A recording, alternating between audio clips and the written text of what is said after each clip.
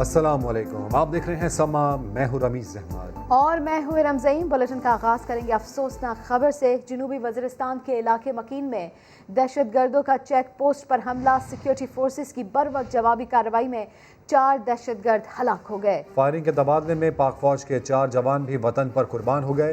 तफसीलात के लिए देखते हैं उस्मान खान की रिपोर्ट। जनूबी वजीरिस्तान के इलाके मकीन में बुजदिल दहशतगर्दों का रात की तारीकी में छुप कर वार, सिक्योरिटी फोर्सेस की चेक पोस्ट पर हमला कर दिया। वतन की हिफाजत पर मामूर सिक्योरिटी फोर्सेस का जवान मर्जी से मुकाबला। जवाबी कार्रवाई में 4 दहशतगर्दों को मौका पर मार गिराया। ISPR के मुताबिक दहशतगर्दों से झड़प और फायरिंग के तबादले में सिक्योरिटी फोर्सेस के 4 जवान शहीद हो गए। शहीद होने वालों में लांस नायक इमरान अली, सिपाही आतिफ जहांगीर, सिपाही अजीज और सिपाही अनीसुर रहमान शामिल हैं। ISPR के मुताबिक झड़प के बाद इलाके में क्लियरेंस ऑपरेशन भी जारी है। बाजोड़ में अफगानिस्तान से दहशतगर्दों का रॉकेट हमला, 5 साला बच्चा शहीद जबकि 7 बच्चे जख्मी हो गए। ISPR के मुताबिक अफगानिस्तान से मुल्हिका इलाके बाजोड़ में सरहद पार से दहशतगर्दों ने रॉकेट हमला किया। दुश्मनों ने अफगान इलाकों लगराई और सरकई से 5 रॉकेट दागे। हमले में 5 साला बच्चा शहीद हो गया। शहीद बच्चे का ताल्लुक मोमिन से है। रॉकेट हमले में लड़की समेत 7 कमसिन बच्चे जख्मी भी हुए हैं। कौमी सलामती को दरपेश हर किस्म के खतरात का भरपूर जवाब दिया जाएगा। Chairman joint chiefs of staff committee general Nadeem Raza की ज़ेर सदारत इजलास में भरपूर अज़म दोहराया गया। इजलास में army chief general Qamar Javed Bajwa समेत मुसल्लह अफवाज के सरबराहान शरीक हुए। ISPR के मुताबिक शुरका ने स्ट्रेटेजिक और रिवायती पॉलिसीज़ में पेशरफ, मुसल्लह अफवाज की ऑपरेशनल तैयारियों और मकबूजा कश्मीर की सूरत हाल का जायज़ा लिया। दहशतगर्दी के खिलाफ जंग में सिक्योरिटी इदारों की कुर्बानियों को सराहते हुए सलामती को दरपेश हर किस्म के खतरात का भरपूर जवाब देने के अज़्म को दोहराया। और पानियों पर अमन का मिशन, पाक बहरिया के तहत 7वीं कसीरुल मुल्की मश्क अमन 21 का आगाज़ हो गया। कराची के पानियों पर 46 ममालिक की परचम कुशाई की तकरीब हुई। तकरीब में इंडोनेशिया, इटली और कीनिया के सिफारतकार भी शरीक हुए। फ्लैग पार्टी हुई। बहरिया के जवानों ने तमाम ममालिक का परचम उठाए मार्च किया। परचम लहराए गए। फायर वर्क्स का खूबसूरत मुजाहरा किया गया। फ़िज़ा में रंग बिखर गए। कमोडोर इम्तियाज़ अली ने अमीरुल बहर अमजद खान नियाजी का पैगाम पढ़कर सुनाया। Commander Pakistan fleet real admiral Naveed Ashraf ने अमन के खातिर दुनिया को पहले से ज़्यादा इत्तेहाद का मुजाहरा करने का पैगाम दिया।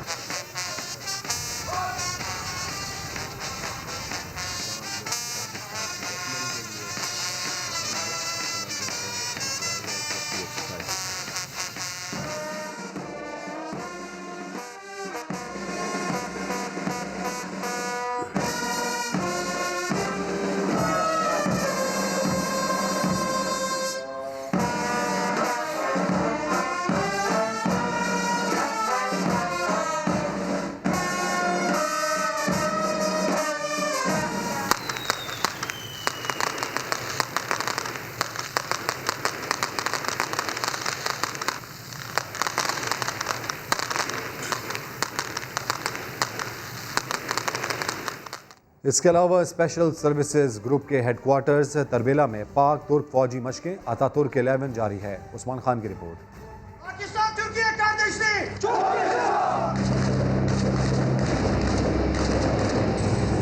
ये जोशो जज्बा है SSG हेडक्वार्टर तरबेला में पाक तुर्क मुश्तरका फौजी मशकों अतातुर्क 11 2021 के शुरका का इंसदादे दहशतगर्दी हो, close quarter battle, cordon and search, rappelling, fire and move, helicopter rappelling, free fall, compound clearance या यरगमालियों को रिहा करवाना। बरादर इस्लामी मुल्कों की अफवाज हैं एक दूसरे के तजर्बात से भरपूर इस्तिफादे के मिशन पर। स्पेशल फोर्सेस ने जो इस दहशतगर्दी के नासूर के खिलाफ जंग लड़ी है, उसके अंदर जो हमारे तजर्बात हैं, तुर्की उनकी स्पेशल फोर्सेस के जो तजर्बात हैं, हम एक दूसरे के साथ ड्रिल्स एक्सचेंज करते हैं, अपने एक्सपीरियंसेस शेयर करते हैं। तरबेला में अतातुर्क 11 मशकें 3 हफ्ते तक जारी रहेंगी। जान हथेली पर रखे हुए स्पेशल फोर्सेस के माबैन मुश्तरका फौजी मशकों से दोनों ममालिक के ताल्लुकात, मिलिट्री जिद्दत और ताउन में बढ़ते हुए रुझानात को फ़रोग़ देने में मदद मिलेगी। कैमरामैन राहिल कुरैशी के साथ उस्मान खान, समा, SSG हेडक्वार्टर, तरबेला। बीजेपी हुकूमत के बड़ों ने अपनी ही एयरफोर्स को अरबों डॉलर का टीका लगा दिया। भारतीय वज़ीर दिफा राजनाथ सिंह ने हिंदुस्तान एरोनॉटिक्स कंपनी को 6 अरब 25 करोड़ डॉलर के ठेके से नवाज कर नाकिस और गैर मयारी तीजा जहाज़ भारतीय फ़ज़ाइया के गले डाल दिए। MiG-21 की जगह मुतारिफ कराए गए तीजा जहाज़ों में से 60% ग्राउंड कर दिए गए हैं। तो आपको बताते चले, बीजेपी हुकूमत के बड़ों ने अपनी ही एयरफोर्स को अरबों डॉलर का टीका लगा दिया है।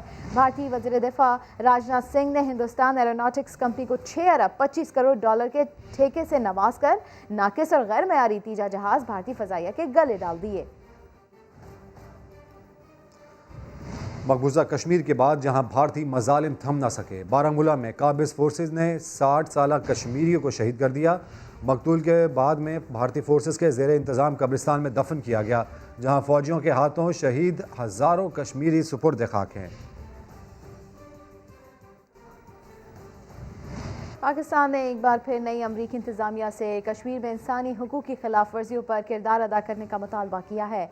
वज़ीर ख़ारजा शाह महमूद कुरैशी कहते हैं 5 अगस्त के बाद भारत का हर हथकंडा नाकाम हुआ। पाकिस्तान तनाज़ात का मुज़ाकरात से हल चाहता है और कश्मीर से मुतालिक अमरीका की पॉलिसी में कोई तब्दीली नहीं आई। अमरीकी वज़ीर दफ्तर ख़ारजा के तर्जुमान का कहना है कि वाइट हाउस ने मकबूजा वादी की सूरत हाल पर तशवीश का इजहार किया है। वाशिंगटन अभी भी जम्मू कश्मीर को पाकिस्तान और भारत के दरमियान मुतनाज़ ख़ित्ता समझता है। तो अमरीका की नई एडमिनिस्ट्रेशन की जानिब से ये बयान सामने आया कि कश्मीर से मुतालिक जो पॉलिसी है अमरीका की, उसमें कोई तब्दीली नहीं आई। अमरीका कश्मीर को दोनों ममालिक के दरमियान मुतनाज़ ख़ित्ता ही समझता है। अमरीका ने मकबूजा वादी की सूरत हाल पर अपने तशवीश का इजहार किया। आगे बढ़ते हुए आपको बताएं कि हालिया वीडियो ने साबित कर दिया कि सेनेट इंतखाबात में पैसा चल रहा है। वज़ीर आज़म इमरान खान का वीडियो तहकीकात के लिए 3 रुकनी कमेटी बनाने का ऐलान। कहा, कमेटी तहकीकात करके इलेक्शन कमीशन को तफसील देगी। अगर खुफिया बैलेट पर सेनेट इलेक्शन हुए तो अपोजिशन रोएगी। सुप्रीम कोर्ट ने वज़ीर आज़म तरक्याती फंड्स केस का तहरीरी फैसला जारी कर दिया। फैसले में कहा गया है कि जस्टिस फ़ाइज़ ईसा वज़ीर आज़म के खिलाफ एक मुकदमे में फ़रीक है। इंसाफ का तकाजा है कि जस्टिस फ़ाइज़ ईसा को वज़ीर आज़म से मुतालिक मुकदमात नहीं सुनने चाहिए। इस्लामाबाद से जुल्करनैन इकबाल की रिपोर्ट। जस्टिस फ़ाइज़ ईसा वज़ीर आज़म के खिलाफ मुकदमा दायर कर चुके। मुनासिब होगा वो वज़ीर आज़म से मुतालिक कोई केस ना सुने। सुप्रीम कोर्ट का अरकान असम्बली को तरक्याती फंड देने के केस का तहरीरी फैसला। फैसले के मुताबिक जस्टिस फ़ाइज़ ईसा को व्हाट्सएप पर नामालूम जराये से NA 65 में तरक्याती कामों से मुतालिक दस्तावेजात मिली। अटॉर्नी जनरल ने इतराज किया, दस्तावेजात दुरुस्त नहीं, इसलिए रिकॉर्ड का हिस्सा न बनाया जाए। जस्टिस काजी फ़ाइज़ ईसा दस्तावेजात देकर शिकायत कुनिंदा बन गए, लिहाजा बेंच से अलग हो जाएं। चीफ जस्टिस ने भी कहा, जस्टिस फ़ाइज़ ईसा का अब मुकदमा सुनना मुनासिब नहीं। जस्टिस काजी फ़ाइज़ ईसा और अटॉर्नी जनरल में तल्ख कलामी भी हुई। जस्टिस काजी फ़ाइज़ ईसा ने कहा, आप कहते हैं वज़ीर आज़म बहुत मसरूफ हैं, वो तो कल लिफाफे बांट रहे थे। चीफ जस्टिस बोले, हम यहाँ वज़ीर आज़म हाउस कंट्रोल करने के लिए नहीं बैठे। अदालत ने वज़ीर आज़म, वफाकी और सूबाई हुकूमतों के जवाबात तसल्ली बख्श करार देते हुए केस निपटा दिया। जुल्करनैन इकबाल, समा, इस्लामाबाद। और सेनेट इंतखाबात के लिए इलेक्शन कमीशन उम्मीदवारों के लिए कागजात नामजदगी की वसूली का सिलसिला शुरू हो गया। अपडेट्स हासिल कर लेते हैं समा के नुमाइंदे जुल्करनैन इकबाल से। जुल्करनैन, कोई पहुंचा यहाँ पर या मामला अब तक ठंडा? इतना ज़्यादा गर्म नज़र भी नहीं आ रहा रमीज़, क्योंकि 3 मार्च को पोलिंग होनी है। आज और कल कागजात नामजदगी जमा कराने का दिन है। कल आखिरी तारीख होगी।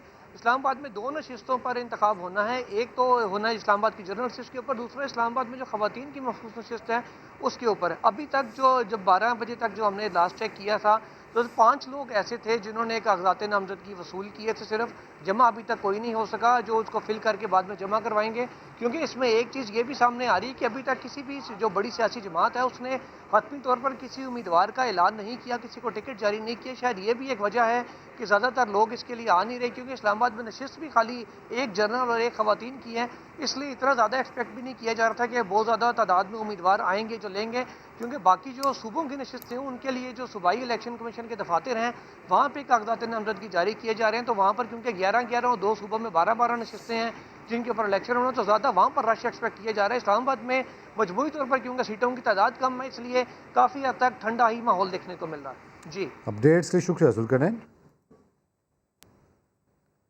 सिंध हुकूमत का सूबे में बल्दियाती इलेक्शन कराने से इनकार। इलेक्शन कमीशन ने इस्लामाबाद में बल्दियाती इंतखाबात के मामले पर इजलास तलब कर लिया। सिंध हुकूमत का मौक़िफ़ है कि बल्दियाती इंतखाबात के इनेकाद की राह में वफाकी हुकूमत रुकावट है। बात कर लेते हैं संजय साधवानी से। संजय, मजीद आगाह कीजिए। बिल्कुल, सिंध हुकूमत ने मौक़िफ़ इख्तियार किया है कि छठी मरदमशुमारी के जो नतायज हैं इनका गज़ट नोटिफिकेशन जारी नहीं किया गया।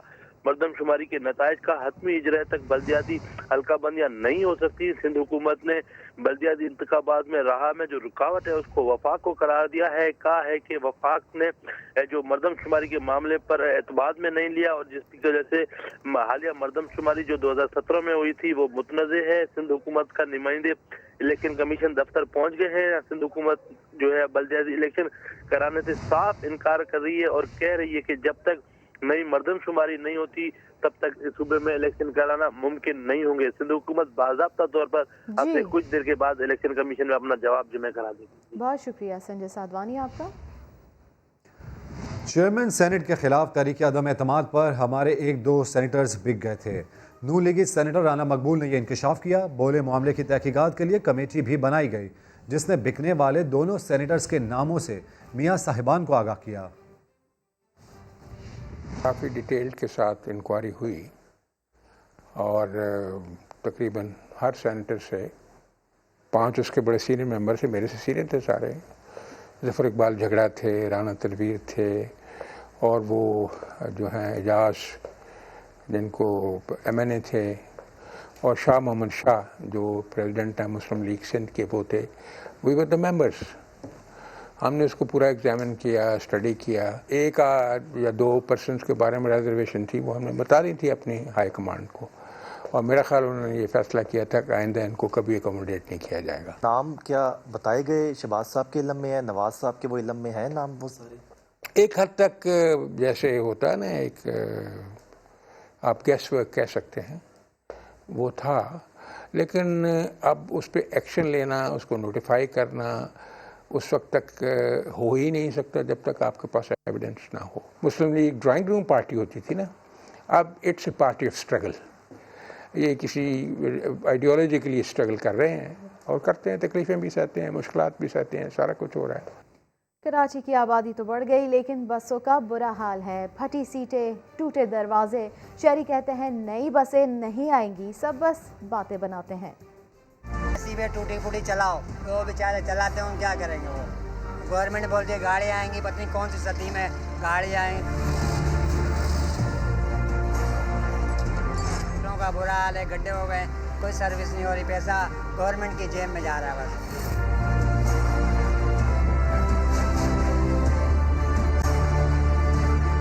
ये गद्दियाँ पड़ गई हैं, सीटें ख़त्म हो गई है, कोई सर्विस नहीं हो रही है गाड़ियों की, टूटी फूटी गाड़ियाँ चल रही है बस। गाड़ियाँ नहीं है रोड पे, कन्वेंस नहीं है, बस ये हालत है।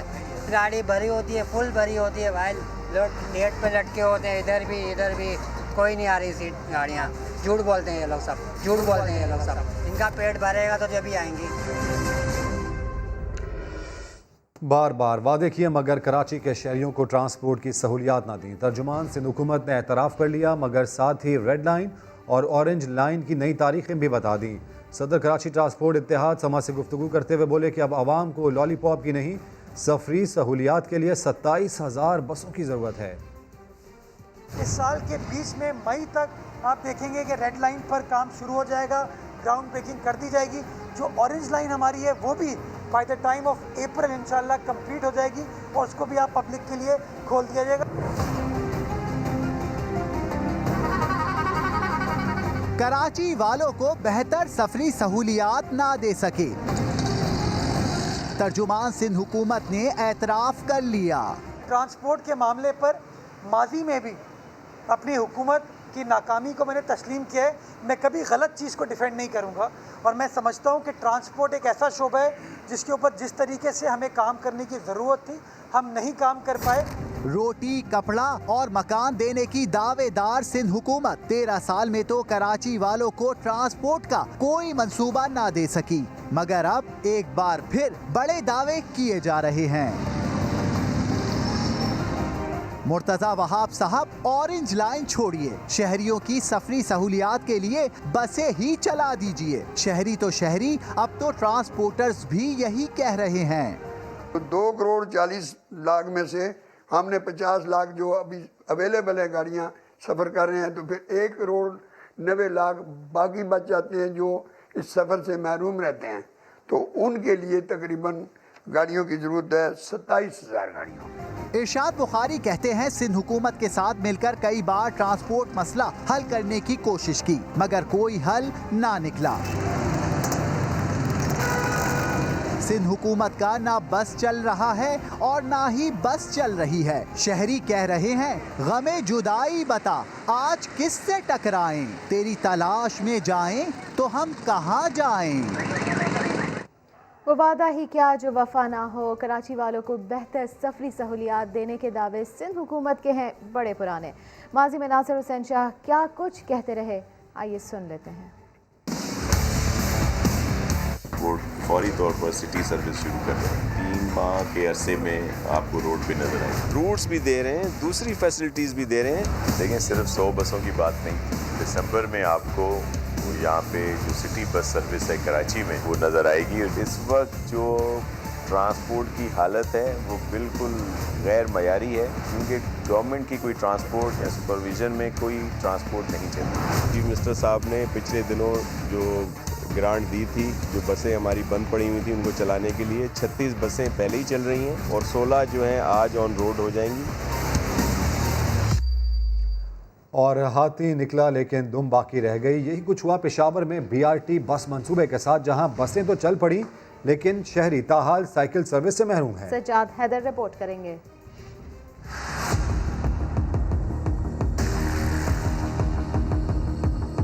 कुफर टूटा खुदा खुदा करके पेशावर में BRT बसों का पहिया तो चल पड़ा, मगर बड़े मंसूबे से जुड़ी दीगर सहूलियात ताहाल है अधूरी। 15 माह गुजरने के बाद भी साइकिल सर्विस ताहाल है चालू होने की मुंतजिर, जिसके बाइस शहरी हैं इस सहूलत से महरूम। 3-4 महीने पहले ये BRT शुरू हुई है और अभी तक साइकिल का इंतज़ाम नहीं हुआ है। तो जी यहाँ पर स्टूडेंट्स तालिबुल इल्म भी बहुत ज़्यादा है। हमने देखे स्टैंड्स बन चुके हैं लेकिन अभी साइकिल्स नहीं पहुँचे, जो बहुत बड़ा मसला है और स्टूडेंट्स के लिए बहुत बड़ी प्रॉब्लम है इसकी। 350 साइकिलें कब ट्रैक पर आएंगी? समा ने सवाल पूछा तो तर्जुमान BRT ने जल्द सर्विस शुरू करने का इंदिया दे दिया। मुतअद्दिद डॉकिंग स्टेशन तामीर हो चुके हैं, कई ज़ेर तामीर है जिन पे काम जारी है। तो जैसे ही डॉकिंग स्टेशन तमाम तर मुकम्मल हो जाएंगे, और आपकी तवज्जो से बताता चलूँ कि रवां साल ही जो है ये बाइसिकल शेयरिंग सिस्टम का आगाज़ कर दिया जाएगा। BRT साइकिलें गोदाम में पड़ी है, ये कब तक करामत हो जाएंगी इसका कुछ पता नहीं। कैमरामैन आबिद खान के साथ सज्जाद हैदर, समा, पेशावर। पंजाब ने लाहौर में हस्पतालों की लाइन में एक और नया हस्पताल तामीर करने की ठान ली है। कौन सी जगह है और शहरियों को फ़ायदा होगा भी या नहीं, जानते हैं दानियाल उमर की इस रिपोर्ट में। पंजाब हुकूमत अरफा करीम टावर के साथ फिरोजपुर रोड पर इस जमीन के ऊपर 1000 बेड का बड़ा अस्पताल तामीर करने जा रही है। इस सड़क के ऊपर और कितने अस्पताल मौजूद हैं और लाहौर में किन किन इलाकों में अस्पताल हैं ही नहीं, आइए जानते हैं।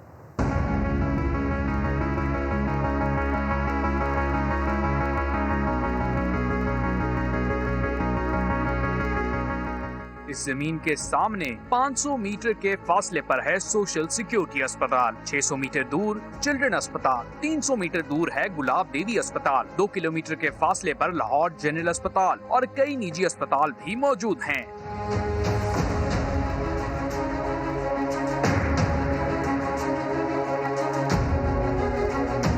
लाहौर में मजमूई तौर पर 50 लाख से ज्यादा आबादी वाले कौमी असम्बली के 6 हलकों में कोई बड़ा अस्पताल मौजूद ही नहीं। उधर तो काफ़ी पहले भी हॉस्पिटल्स हैं, काफ़ी ज़्यादा हैं, ठीक है। अगर इन्होंने हॉस्पिटल ही बनाना था और कहीं ऐसे इलाके में बना दें कि जहाँ पे नहीं है। पहले हॉस्पिटल बहुत है, बाहर दें जिधर ज़रूरतमंद हैं लोग, उनको चाहिए, मिलना चाहिए। इधर का क्या फ़ायदा होगा बनाने का? इतने सारे हैं तो लोग और जगह भी लोगों को फ़ायदा पहुँचे तो वहाँ होने चाहिए बनिस्बत इसके कि एक ही जगह सब हो। अगर रायवन रोड से कोई मरीज इमरजेंसी में निकले तो पहला सरकारी जिना अस्पताल 50 मिनट बाद मिलेगा। लाहौर के दूसरे इलाकों से इम्तियाजी सलूक करने पर हुकूमत का क्या मौक़िफ़ है, आइए जानते हैं। सूबाई वजीर सेहत डॉक्टर यास्मीन राशिद के मुताबिक जहां पर जमीन आसानी से मिली वहां ही अस्पताल बनाने का फैसला किया। आपको जगह भी हुकूमत की देखनी पड़ती है ना। मसला ये है कि हम किसी और से अगर ज़मीन प्रोक्योर करेंगे तो लाहौर में इस वक्त ज़मीन बहुत महंगी है। आप किसी से लेंगे तो महंगी है। उस ज़मीन के बजाय बेहतर है कि हम हुकूमत की ज़मीन इस्तेमाल करें और जो ख़रीदने के लिए पैसे इस्तेमाल करें उससे अस्पताल बनाएं। शहरियों ने पंजाब हुकूमत से फिरोजपुर रोड पर एक और अस्पताल बनाने के फैसले पर नजरसानी करने का मशवरा देकर लाहौर के दीगर इलाकों में अस्पताल बनाने की अपील की है। कैमरामैन मोहसिन इकबाल के साथ दानियाल उमर, समा, लाहौर। और इसी मामले पर साबिक वज़ीर सेहत पंजाब ख्वाजा सलमान रफ़ी का कहना है कि पंजाब हुकूमत को पहले से मौजूद अस्पतालों के बारे में फ़िक्रमंद होना चाहिए। जहां आसानी से ज़मीन मिले वहीं अस्पताल बना देने की सोच हुकूमतों की नहीं होती। उसको कदरे शहर से बाहर होना चाहिए और अगर बेहतर है उसको अगर लाहौर मुल्तान रोड पे करें तो बेहतर है। उसकी वजह यह है कि लाहौर पे जो लोड है पेशेंट्स का वो 50% से ज़्यादा बाहर के शहरों का है। तो अगर हमने उसके लोड को बेयर करना है तो बेहतर है कि शहर से बाहर थोड़ा सा बाहर अस्पताल हो। उसका फ़ायदा एक तो ट्रैफिक इश्यूज़ होंगे और ख़ास तौर पर जो साउथ ऑफ पंजाब से पेशेंट्स आ रहे हैं तो वो जना में फिर उसका रश है उसमें बहुत और मेयो में काफ़ी कमी वाक़या होगी। खुश होगी अगर कोई नया अस्पताल बन जाएगा, लेकिन उसकी प्रॉपर प्लानिंग करें और जो पहले से नामुकम्मल प्रोजेक्ट्स हैं जो 2-2.5 हज़ार बेड का फौरी इजाफा कर सकते हैं, मैं समझता हूँ गवर्नमेंट को फौरी तौर पर उस पर तवज्जो देनी चाहिए। और मुल्तान में सरकारी स्कूल के बाहर गंदा पानी जमा है। तलबा के लिए पढ़ना और गंदे पानी से गुजरना इम्तिहान बन गया। राशिद हमीद की रिपोर्ट। इसी गंदगी में चलकर आ सको तो आओ। अहमदाबाद में गटर उबल पड़े। तालबात के लिए ईंटों पर चलकर गंदे पानी से बचकर निकलना एडवेंचर बन गया है। जल्दी से जल्दी पानी खत्म हो जाए और हमारा स्कूल जल्दी से साफ हो जाए। सारा स्कूल के आगे पानी खड़ा हुआ है और हमें बहुत मुश्किल होती है स्कूल आने में। गवर्नमेंट गर्ल्स स्कूल अहमदाबाद के बच्चे गंदे पानी से बैग बचाएं या कपड़े, स्कूल आना किसी इम्तिहान से कम नहीं। मुस्तकबिल के महामार बदबू से परेशान हैं और वासा तसल्ली देने में लगा है। स्कूल के बच्चों की तकलीफ हम इंशाल्लाह दूर करते हैं। इसी के रिगार्डिंग हम डिस्पोजल स्टेशन बना रहे हैं। होपफुली उनकी तकलीफ इंशाल्लाह दूर हो जाएगी। अहले इलाका के मुताबिक वासा को मुतअद्दिद बार मसले से आगाह किया लेकिन कोई एक्शन ना हुआ। स्कूल के बच्चों ने अरबाब इख्तियार से इंसाफ की अपील की है। कैमरामैन महबूब चौधरी के साथ राशिद हमीद, समा, मुल्तान। टेस्ट सीरीज में वाइट वॉश के बाद पाकिस्तान की जनूबी अफ्रीका के खिलाफ पहले T20 में भी शानदार कामयाबी। सनसनीखेज मुकाबले के बाद मेहमान टीम को 3 रन से हरा दिया। पहले T20 में 170 रन के ताक़ुब में जनूबी अफ्रीका की टीम 166 रन ही बना सकी। और PSL सीजन 6 के लिए गैर मुल्की खिलाड़ियों की आमद शुरू हो चुकी है। कराची किंग्स के हेड कोच हर्षल गिब्स और 3 खिलाड़ी कराची पहुंच गए हैं। अपडेट्स हासिल कर लेते हैं समा के नुमाइंदे शुएब जट से। शुएब, मजीद कौन कौन पहुंच रहा है आज? जी बिल्कुल, ये आमद का सिलसिला शुरू हो गया है। PSL 6 के लिए जो कराची में लैग होनी है पहली, इसके लिए कराची किंग्स के नए हेड कोच जो हर्षल गिब्स हैं वो भी पहुंच गए हैं। उनके खिलाड़ी कॉलिन इंग्राम भी कराची आ चुके हैं, जबकि वेस्ट इंडियन उनके प्लेयर जो हैं चेडोक वाल्टन और अफगान क्रिकेटर नूर अहमद भी कराची पहुंच चुके हैं। कराची के मजीद 4 खिलाड़ी मोहम्मद आमिर, माद वसीम भी आज शाम में पहुंचेंगे। इसके अलावा पेशावर जल्मी जो है उनके हेड कोच डैरन समी भी आज रात कराची पहुंच जाएंगे, जबकि बड़े बड़े नाम है जो कराची पहुंचेंगे। अपडेट्स के शुक्रिया शुएब। एक ब्रेक के बाद हाजिर होंगे हेडलाइंस के साथ। देखते रहिए समा।